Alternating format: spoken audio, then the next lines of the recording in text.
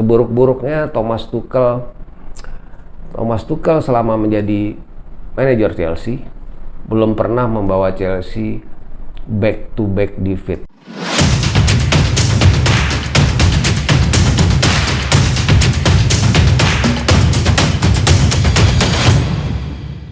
Ya, ketemu lagi sama gue BG, masih di Studio Bola. Ya, gue tahu buat teman-teman di rumah pastinya lagi nggak bagus. Gue di sini juga lagi kusut berantakan ya. Untuk opening ini aja gue harus retake belasan kali ya. Sama berantakannya dengan penampilan Chelsea lawan Arsenal di Stamford Bridge tadi malam, sehingga kita harus mengakui keunggulan rival satu kota, The Gunners, dengan skor 1-0 lewat golnya Gabriel. Ya, apa boleh buat, harus kita telan ya, namanya kalah ya, tetap support.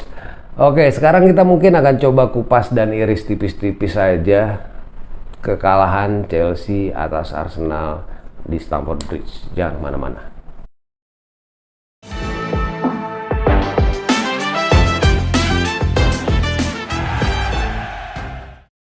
Ya, Mikel Arteta berhasil mengulang sukses Bertimi sebagai manajer Arsenal, yang juga membukukan hat-trick kemenangan away dalam 3 musim atas Chelsea di Stamford Bridge. Ya, Bertimi melakukan itu di era tahun 1971 hingga 74. Arteta membukukan ini dalam 3 musim terakhir ya. George Graham, Arsene Wenger ya, 2 manajer hebat Arsenal itu sama sekali belum pernah melakukan 3 kemenangan beruntun atas Chelsea dalam 3 musim ya di Stamford Bridge. Nah, ini sebuah prestasi tentunya bagi Mikel Arteta. Buat Chelsea sendiri, ini menjadi kekalahan pertama di kandang di Stamford Bridge setelah 20 April musim lalu. Kekalahan pertama di kandang musim ini ya. Kemudian juga ini menjadi sebuah prestasi dan catatan sendiri bagi Graham Potter ya. Seburuk-buruknya Thomas Tuchel selama menjadi manajer Chelsea belum pernah membawa Chelsea back to back defeat. Artinya kalah di liga dalam 2 pertandingan berturut-turut ya. Potter kali ini membawa rekor tersendiri ya. Ini menjadi kekalahan back to back pertama Chelsea ya, setelah eranya Tuchel ya. Kemarin disikat Brighton 4-1, kali ini harus mengakui keunggulan Arsenal 1-0. Ya, dengan kekalahan ini juga Chelsea berhasil menembus peringkat 7 ya. Nah, di peringkat 6 ada Brighton. Jadi sementara ini, sejauh ini ya, kita masih berada di zona UEFA Conference League ya. Top 4 masih jauh. Newcastle menang, City menang, Arsenal menang. Berat sekali memang untuk top 4 musim ini ya. Liverpool mulai bangkit, MU walaupun kalah, Spurs walaupun kalah, tapi kita kayaknya lebih berat langkahnya, lebih tertati-tati ya. Dalam 4 pertandingan terakhir di Liga, lawan Brentford, lawan MU, lawan Brighton, lawan Arsenal, kita hanya membawa pulang 2 poin dari potensi 12 poin. Ya, sebuah prestasi yang tidak membanggakan tentunya bagi Chelsea dan Graham Potter ya. Oke. Memang kita tahu Chelsea saat ini kondisinya lagi-lagi tidak bagus ya. Diperburuk dengan cederanya Ben Chilwell saat berhadapan dengan Zagreb, sehingga harus mengubur impiannya main di World Cup tahun ini. Jujur gue bingung mau nyalahin siapa. Sebenarnya pengen gue nyalahin Ruben Loftus-Cheek yang bikin Chelsea seolah-olah kalau dia starter, khususnya di double pivot, gue ngerasa Chelsea kayak main 10 orang ya. Semalam gue sempet nge-tweet di babak pertama itu, gue bilang di situ bahwa ukuran main 10 orang dengan skor 0-0 di babak pertama ini ya udah bagus gitu. Ya karena memang RLC itu nggak ada kontribusinya ya. Iya, nggak ada apa ya, nggak ada tackle, nggak ada intercept, nggak duel kalah sama Gabriel Jesus, kalah hampir bolanya kerebut dan hampir jadi gol buat Arsenal. dikolongin Martin Odegaard menit kelima. Ya gue nggak tahu lagi ya, kehabisan kata-kata gue sama RLC. Ya dia kelihatan kayak main treadmill atau kardio ringan gitu ya, ya lari-lari kecil. Di saat golnya Gabriel juga dia nggak marking siapa-siapa. Teman-teman boleh lihat lagi replaynya, highlightnya mungkin ya.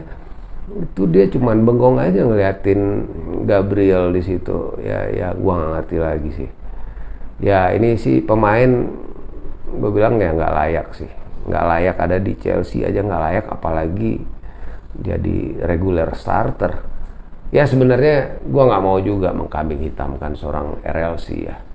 Ya pemain lain semuanya juga nggak perform. Ya, Havertz tadi malam dua kali Aubameyang berdiri bebas ya. Yang pertama itu kalau nggak salah di menit ke-8 berawal dari long ball Mendy ke Sterling di sisi kanan, dari Sterling bikin terobosan ke Havertz masuk ke kotak, tinggal ngasih simple pas, ada Aubameyang, ada Mount yang kosong di situ, tapi Havertz malah memilih, gue nggak tahu itu apakah shooting atau crossing, alih-alih ngasih bola datar dia ngasih bola lambung, seolah-olah kayak shooting tapi nggak on target ya, ke atas mistar menyamping. Kemudian juga di menit 30-an juga lagi-lagi sama, mirip sekali dengan yang di menit ke-8. Lagi-lagi Havertz memilih untuk melakukan shooting lemah. Gue nggak tahu itu shooting apa crossing, yang pasti lemah. Mungkin itu juga yang menjadi satu-satunya shot on target Chelsea lawan Arsenal. Ya sedih sih. Mason Mount, Sterling, Aubameyang sendiri ya cuma 8 sentuhan. Ya mungkin seandainya umpan dari Havertz bisa mulus ke Aubameyang yang berdiri bebas, mungkin akan beda cerita. Tapi ya semuanya bisa dibilang nggak perform. Ya Cucurella gue masih salut walaupun banyak missnya juga, tapi dia masih punya kelebihan. Dia ulet, satu-satunya yang paling ulet dan gigih tadi malam Cucurella. Dia matiin Bukayo Saka tuh gila-gilaan.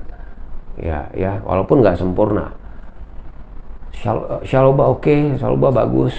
Silva ya masih banyak main-main di bawah. Begitu juga Mendy yang mengundang Arsenal buat pressing. Ya awalnya gol Arsenal juga diawali oleh Silva yang mengundang Gabriel Silva untuk datang ya. Akhirnya bola direbut tanpa sebuah pelanggaran ya. Dan berakhir sebuah corner karena bola liar yang disepak oleh Bukayo Saka berhasil dimentahkan Mendy, sehingga corner ini yang berujung menjadi gol kemenangan buat Arsenal. Ya gue nggak ngerti ya kenapa ya ini memang udah bukan zamannya Chelsea harus gonta-ganti pelatih ya. Graham Potter sendiri dikontrak sampai 2027. Ini sebuah kontrak terpanjang untuk seorang manajer dalam sejarah Chelsea, khususnya setelah Roman Abramovich. Dari zamannya Mourinho aja nggak pernah tuh dikontrak sampai 5 tahun, apalagi dengan gaji 12 juta pound, sebuah gaji yang cukup fantastis untuk seorang manajer. Jadi gue nggak yakin ya seperti apa teman-teman fans Chelsea mau teriak Potter out, sack Potter. Gue nggak yakin era yang sama kayak di eranya Roman akan terjadi lagi ya. Nah, jadi apapun itu ya apapun yang terjadi kita hargain ya, kita anggap ini semua proses. Kita nggak punya pilihan selain dukung Graham Potter dengan segala keputusannya. Nah, yang disayangkan memang pemain-pemain yang dipilih oleh Graham Potter ini lagi-lagi nggak perform. Chelsea di Champions League hampir selalu bagus di bawah Graham Potter, tapi di Premier League itu jauh. Nah, gue sampai pada satu titik kesimpulan gue pribadi bahwa Chelsea terakhir menang yang convincing ya, menang convincing itu lawan Wolves 3-0 di Stamford Bridge. Ketika itu Ruben Loftus-Cheek turun sebagai double pivot ya. Tapi waktu itu dia banyak di backup oleh Gallagher ya. Jadi bisa dibilang tiga pemain di tengah. Nah, kesini-sini, kalau ketika kita menang lawan Aston setelah babak pertama itu habis-habisan digempur, sehingga Potter memasukkan Kovacic di babak kedua, ya begitu juga lawan MU itu sampai lawan Brentford, kemudian juga kalah lawan Brighton, sampai kemarin lawan Arsenal, itu punya satu kesamaan ya. Chelsea start dengan double pivot, entah itu RLC dengan Jorginho berduet atau Kovacic dengan RLC. Sama sekali nggak pernah Kovacic diduetkan dengan Jorginho dalam pertandingan-pertandingan di Premier League yang gue sebutin tadi. Ya gue nggak ngerti apa alasan Potter, walaupun kabarnya Kovacic injur, tapi kemarin lawan pertandingan nggak penting lawan Zagreb malah dimainin 90 menit. Ya nggak ngerti lagi ya. Jadi ya harus gimana? Denis Zakaria yang kemarin juga man of the match sebenarnya secara versi fans gitu kan, sama sekali nggak diturunin. Dan pergantian yang dilakukan Potter kali ini juga terlambat. Jadi ya Loftus-Cheek sampai menit 77 masih main, baru diganti Kovacic, ya Kovacic 78 masuk. Ya nggak ada impact akhirnya gitu. Jadi pergantian yang dilakukan Chelsea belakangan ini nggak pernah ada impact. Masukin Pulisic 10 menit terakhir atau Broha gitu ya 15 menit terakhir.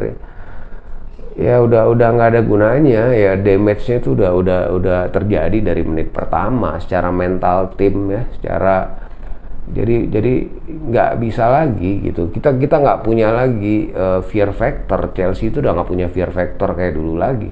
Mungkin musim lalu fear factornya bukan di pemain, mungkin di sosok Thomas Tuchel.